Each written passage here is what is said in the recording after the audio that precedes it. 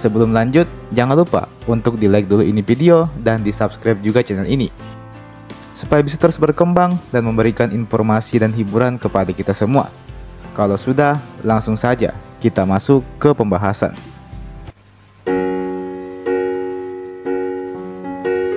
Yang pertama, Sam Ratulangi. Gerrit Samuel Sarundajang Ratulangi, atau yang lebih akrab kita sapa Sam Ratulangi, adalah bintang terang yang pernah bersinar di langit pergerakan nasional Indonesia.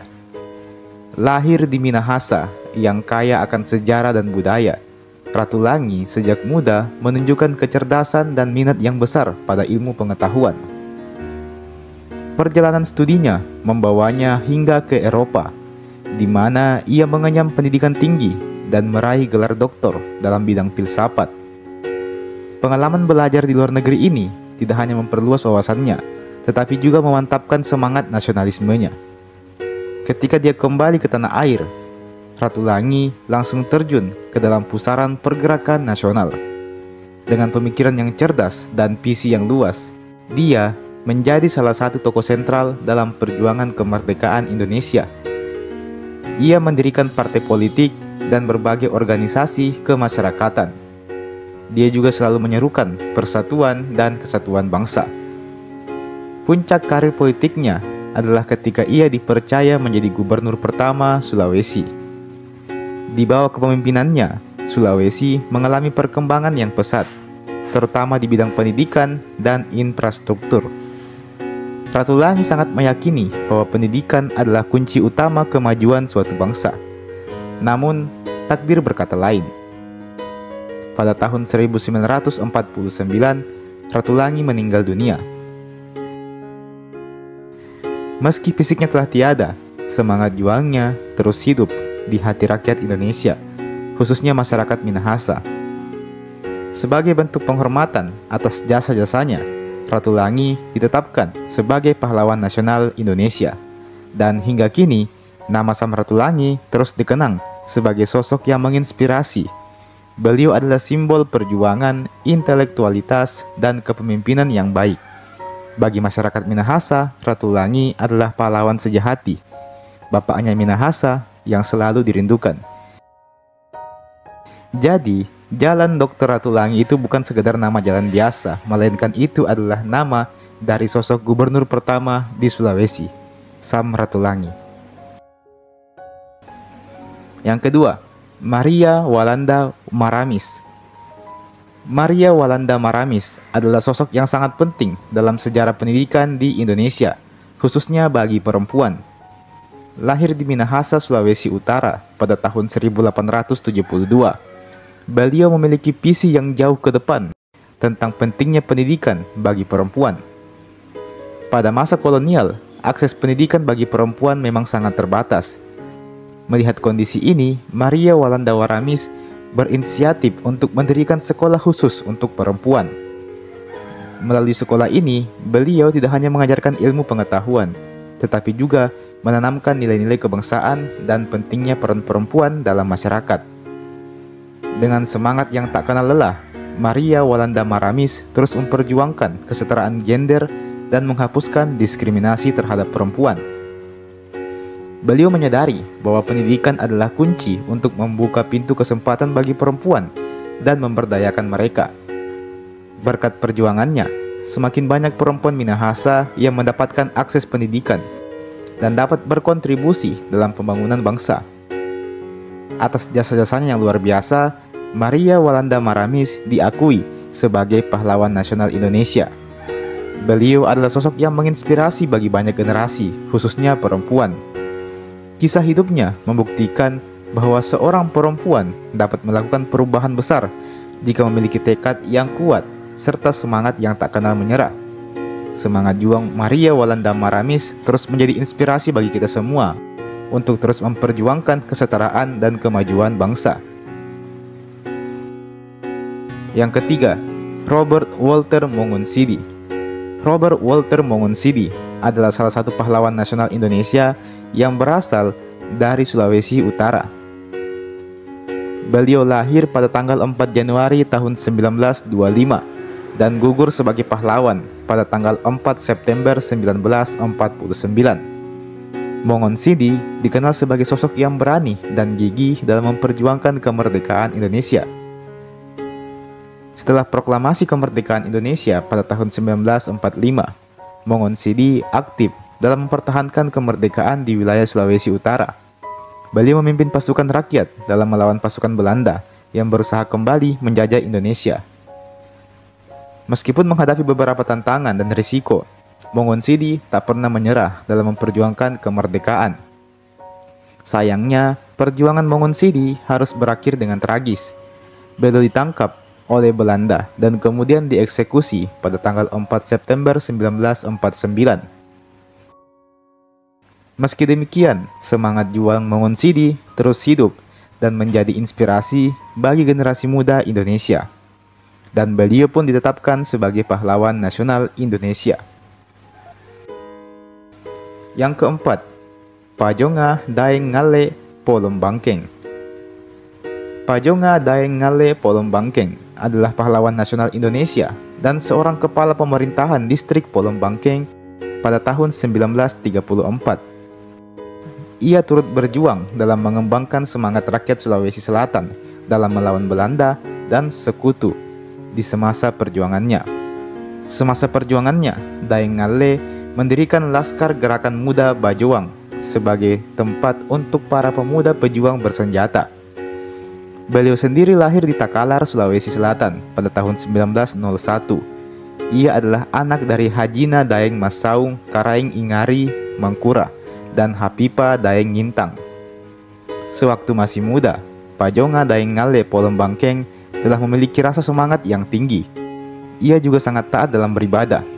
Sifatnya ini dapat terlihat dari bagaimana Pajonga Daeng Ngale Polom Bangkeng ini ingin memerdekakan bangsa dan negaranya. Pada Oktober 1945, Daeng Ngale bersama dengan bangsawan lainnya seperti Andi Mapanyuki dari Bone, Andi Jemma dari Luwu, hingga Andi Bau Masampe dari Parepare menghadiri konferensi. Konferensi ini dihadiri oleh raja-raja di Sulawesi Selatan yang dimana diadakan di Yogyakarta. Dalam perjuangannya, Pajonga Daeng Ngale Polom Bangkeng mendirikan Laskar Gerakan Muda Bajowang sebagai tempat untuk para pemuda bersenjata. Laskar Gerakan Muda Bajowang sendiri adalah organisasi yang berada langsung di bawah perintahnya. Selama menjadi ketua di Laskar Gerakan Muda Bajowang, Daeng Ngale tidak pernah memberi celah pada Belanda. Sewaktu melawan Belanda, Pajoa Daeng Ngale ini menjadikan daerah Polom Bangkeng sebagai pusat pergerakan. Yang kelima, Andi Depu. Andi Depu merupakan seorang pahlawan nasional wanita asal Mandar, Sulawesi Barat. Ia dikenal atas jasanya dan keberaniannya dalam melawan penjajah di tanah Mandar. Saat masa pendudukan Jepang, Andi Depu turut memperjuangkan kemerdekaan Indonesia. Ia juga ikut serta dalam menyebarkan berita kemerdekaan di wilayah Mandar pada tahun 1945. Tak hanya itu, melalui organisasi Badan Perjuangan dan aktivitas gerilya, ia melakukan perlawanan terhadap NICA dan juga KNIL di Sulawesi pada periode 1945 sampai 1950. Di zaman revolusi, Andi Depu atau Haji Andi Depu dulunya diberi gelar sebagai Ibu Agung. Ia lahir pada bulan Agustus 1908 di Tinambung, Kabupaten Polman, Polewali Mandar, Sulawesi Barat. Setelah kekalahan Jepang, Andi Depu ini turut menyebarkan berita kemerdekaan Indonesia di wilayah Mandar. Namun, pasca proklamasi, sekutu kembali datang. Ketika itu, sekitar tahun 1945, tentara sekutu mendarat di Mandar dan melakukan berbagai aksi penggeledahan dan penangkapan. Salah satu wilayah yang menjadi target pihak Belanda adalah wilayah Tinambung Balanipa, wilayah yang berada di bawah kepemimpinan Andi Depu. Ketika tentara sekutu datang, mereka berniat untuk menurunkan bendera merah putih yang berkibar di istana Balanipa. Namun hal itu segera dicegat oleh Andi Depu. Sebelum sang merah putih diturunkan, Andi Depu bergegas lari ke tiang bendera dan memeluknya rapat-rapat. Ibu Agung ini kemudian memberikan peringatan kepada tentara Belanda. Dengan suara lantang, dia berkata, "Tuan-tuan, jangan coba-coba menurunkan bendera ini. Dan kalau tetap dipaksakan juga, tembaklah saya, baru bisa diturunkan." Di sisi lain, rakyat yang mengetahui adanya insiden itu segera berdatangan. Akibat rasa takut berhadapan dengan massa, membuat tentara Belanda memutuskan untuk segera meninggalkan tempat tersebut. Dan akhirnya, bendera merah putih tetap dipertahankan dan berkibar dengan megah. Dan itu hanyalah segelintir kisah mengenai sosok beliau ini. Ibu Agung Andi Depu dinyatakan meninggal dunia dalam usia 78 tahun setelah beberapa hari dirawat di Rumah Sakit Palamonia. Ia kemudian dimakamkan di Taman Makam Pahlawan Panaikang sebagai penghormatan atas jasa-jasanya. Yang keenam, La Madukeleng. La Madukeleng merupakan salah satu pejuang asal Kabupaten Wajo, Sulawesi Selatan yang dikenal gigih dan berani dalam melawan pasukan Belanda. Berkat keberanian yang tersebut, La Madukeleng berhasil menaklukkan pasukan Belanda hingga memerdekakan kerajaan Wajo. Pada abad ke-18 di Sulawesi Selatan, termasuk Wajo, mereka berada dalam kekuasaan kolonial Belanda yang mencoba memonopoli perdagangan dan mengendalikan wilayah tersebut. La Madukeleng menolak dominasi ini dan memimpin perlawanan rakyat Wajo. Dengan strategi dan taktik militernya yang brilian, dia berhasil menggalang kekuatan untuk melawan pasukan Belanda. Setelah serangkaian konflik dengan Belanda, La Madukeleng pindah ke Kalimantan, di mana ia melanjutkan perjuangannya untuk melawan kolonialisme. Di sana, dia bahkan diangkat menjadi Sultan Pasir dan menggunakan posisinya ini untuk memperkuat perjuangan rakyat melawan Belanda. La Madukeleng adalah simbol keberanian dan perjuangan bagi masyarakat Bugis. Ia dikenal bukan hanya karena kepiawaiannya dalam berperang, tetapi juga karena kecintaannya pada kebebasan dan keadilan sebagai seorang pemimpin. Yang ketujuh, Nani Wartabone. Nani Wartabone adalah seorang pahlawan nasional Indonesia yang berasal dari Gorontalo. Beliau lahir pada tahun 1908 dan meninggal pada tahun 1999.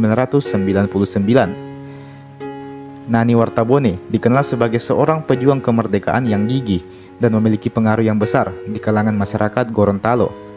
Sepanjang hidupnya, Nani Wartabone aktif terlibat dalam berbagai kegiatan perjuangan kemerdekaan. Beliau ikut serta dalam berbagai organisasi pergerakan nasional seperti Pemuda Indonesia dan Partai Nasional Indonesia atau PNI.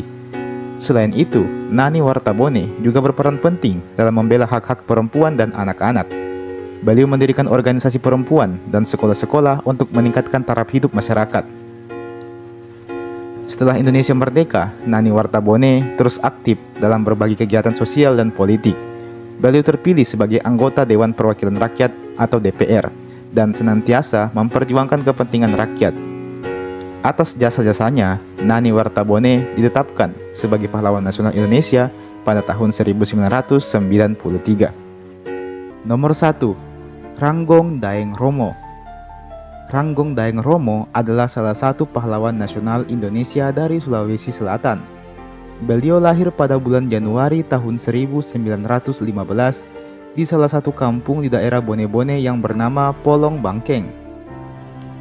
Ranggong Daeng Romo adalah salah satu orang yang memprakarsai berdirinya organisasi perjuangan di Polong Bangkeng oleh Karaeng Pajonga Daeng Ngalle. Organisasi tersebut bernama Gerakan Muda Bajeng atau disingkat GMJ. Salah satu sepak terjang beliau tercatat pada tanggal 21 Februari tahun 1946 pasca kemerdekaan Indonesia. Kala itu, beliau memimpin pasukan yang berjumlah kurang dari 100 orang untuk menyerang pertahanan Belanda. Serangan tersebut dilakukan di sebelah selatan Makassar, yang berhasil menimbulkan perlawanan yang sengit antara kedua belah pihak. Dalam pertempuran tersebut, banyak sekali nama-nama besar yang berpulang. Salah satunya adalah beliau sendiri. Dan atas jasanya inilah sehingga nama beliau pun ikut dicatat sebagai salah satu pahlawan nasional bangsa Indonesia. Nomor 2. Andi Mapanyuki. Andi Mapanyuki adalah salah satu tokoh pejuang asal Sulawesi Selatan. Beliau adalah sosok yang berhasil menyatukan para raja-raja di Sulawesi Selatan untuk bergabung ke dalam Negara Kesatuan Republik Indonesia. Beliau diangkat sebagai pahlawan nasional menjelang proklamasi. Beliau juga bertindak sebagai penasihat dari BPUPKI kala itu. Setelah Indonesia merdeka, beliau menyatakan bahwa Kerajaan Bone juga ikut menjadi bagian dari Republik Indonesia. Pada masa Republik Indonesia Serikat, beliau adalah salah satu tokoh yang menuntut diadakannya peleburan antara negara Indonesia Timur ke dalam Republik Indonesia. Nomor 3. Pong Tiku. Pong Tiku, atau yang dikenal juga dengan nama Nek Baso, adalah pahlawan nasional asal Toraja. Beliau adalah pemimpin dari gerilyawan Toraja kala itu. Ia tercatat merupakan pemimpin pemberontakan terlama di Sulawesi Selatan melawan Belanda. Maka tak heran apabila berkat jasanya itu, beliau kemudian diangkat menjadi simbol pemberontakan bagi masyarakat di Toraja kala itu. Beliau sendiri resmi diangkat menjadi pahlawan nasional pada tahun 2002 silam. Nomor 5. Andi Jema. Sosok Andi Jema sudah tidak asing lagi bagi para masyarakat di Tanah Luwu. Begitu terkenalnya tokoh yang satu ini, hingga namanya diabadikan menjadi nama jalan dan juga nama universitas di kota Palopo, Luwu, Sulawesi Selatan. Andi Jema adalah seorang tokoh pahlawan nasional yang berjasa.